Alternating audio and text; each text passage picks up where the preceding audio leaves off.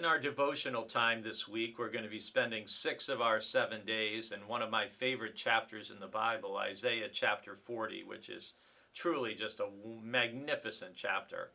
But I want to begin by saying that recently Jill and I had some folks from church over to our home, and as part of preparing for them coming, Jill and I spent a number of hours cleaning, vacuuming, dusting, organizing, putting things away, or at least putting them out of sight. And when you're going to have people over, that's part of what you do, right? You have to prepare for people to come over. And that's where we start in the beginning of Isaiah chapter 40.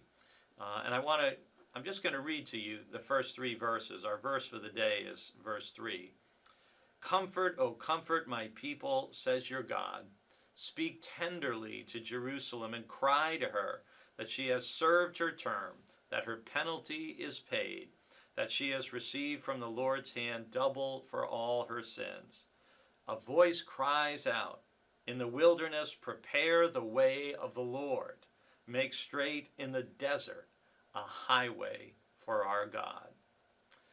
For some of us, it's hard to hear parts of Isaiah chapter 40 without hearing them being sung as a part of Handel's Messiah. And verse 3 is our focus today. And in the wilderness. Now, what is the wilderness? Well, the wilderness, or the desert, is in some ways a place of destruction's aftermath. I mean, you're in the wilderness or the desert because you don't have a decent, civilized, cultured place to live. You've lost it.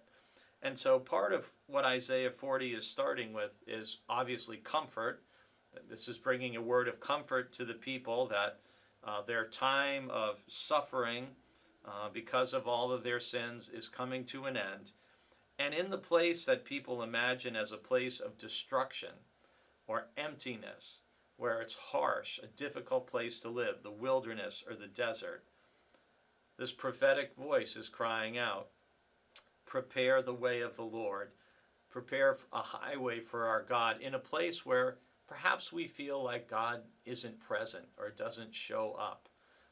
And that's a stunning word in the midst of exile, in the midst of the defeat of a war, and living for years now away from your home, that it's time to start preparing the way for the Lord to come and to return to God's people.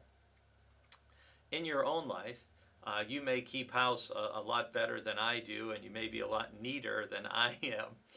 But just as there are ways we work to prepare when people are coming into our home or to visit us, I just want to encourage you today to think about, what may I need to clean up, straighten up, organize, or find a place for in my own life that would help to prepare the way for God's Spirit to come into my life more easily.